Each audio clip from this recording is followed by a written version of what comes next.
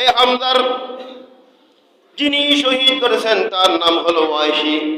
রসুলের দরবারে এক ভাষা আসলেন, ইয়া রাসূলুল্লাহ, আমি ঈমান আনতে চাই।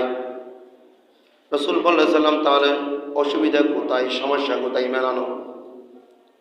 তখন রসুলের দরবারে তিনি ঈমান আনলেন, ওয়াইশি ঈমান আনলেন।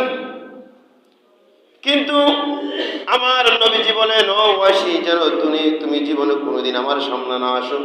তোমাকে দেখলে আমার সব চাইতে বেশি লজ্জা লাগে। তুমি আমার চাচা হামজাকে তুমি এমন ভাবে নির্মম ভাবে শহীদ করেছো, যার নাম আমার নবীজি বললেন সাইয়্যিদুশ শুহাদা। শহীদদের মধ্যে শ্রেষ্ঠতম শহীদ তিনি হলেন হামজা রাদিয়াল্লাহু তাআলা।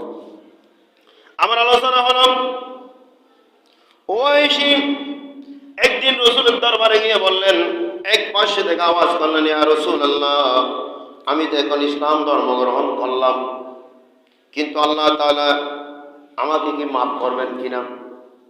আমি তো দুনিয়ার জমিনে সব চাইতে বেশি পাপ করেছি, অন্যায় করেছি, জুলুম করেছি, অত্যাচার করেছি, মুসলমানদের উপর আমি নির্যাতন করেছি, আল্লাহকে আমাকে মাফ করবে কিনা?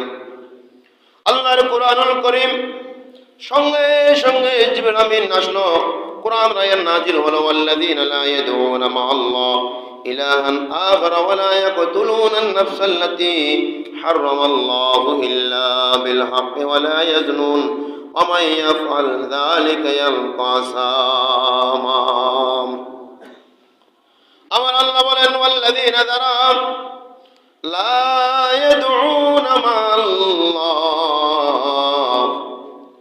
যদি কারো কোনো বান্দা দুনিয়ার সমপরিমাণ পাপ করার পর যদি একবার বলে লা ইয়াদউনা মা'আল্লাহ, আমি আজ থেকে আল্লাহর সাথে কাউকে শরীক করব না,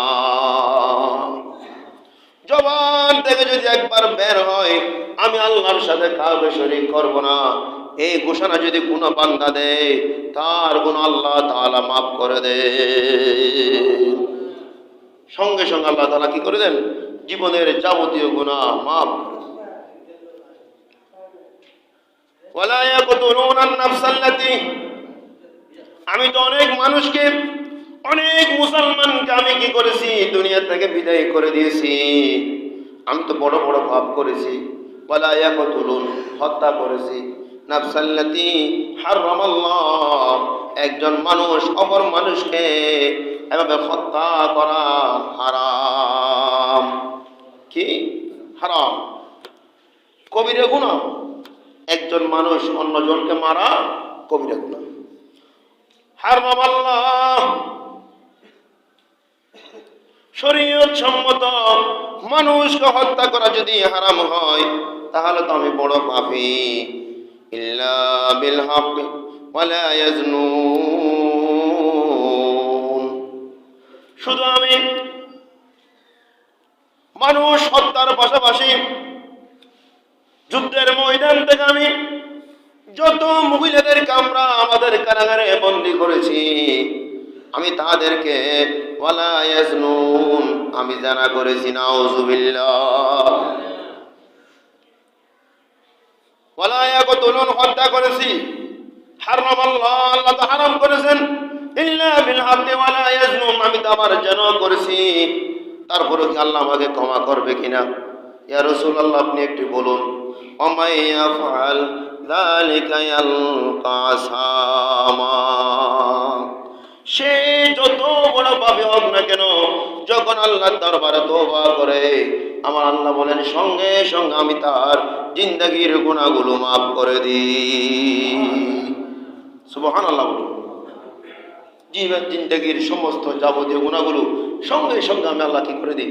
মাফ করে দিই। পড়ি লা ইলাহা ইল্লাল্লাহ, লা ইলাহা ইল্লাল্লাহ, লা ইলাহা ইল্লাল্লাহ, লা ইলাহা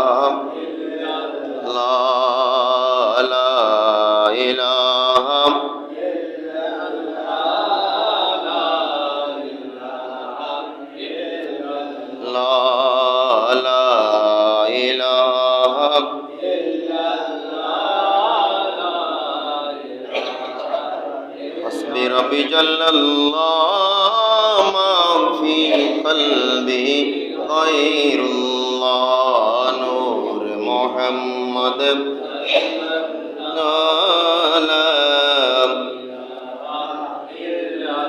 لا إله إلا الله محمد رسول الله صلى الله تعالى عليه وسلم আসুন ইল্লা বিল হক ওয়া লা ইয়াজনুন এই জানার বিষয়টা একেবারে সহজ ভাষায় বলা যায়। সুলতান বাইদিন রুস্তম রহমাতুল্লাহি তাআলা তার জবানায় প্রতিদিন রাস্তা দিয়ে হাঁটতেন ওই গ্রাম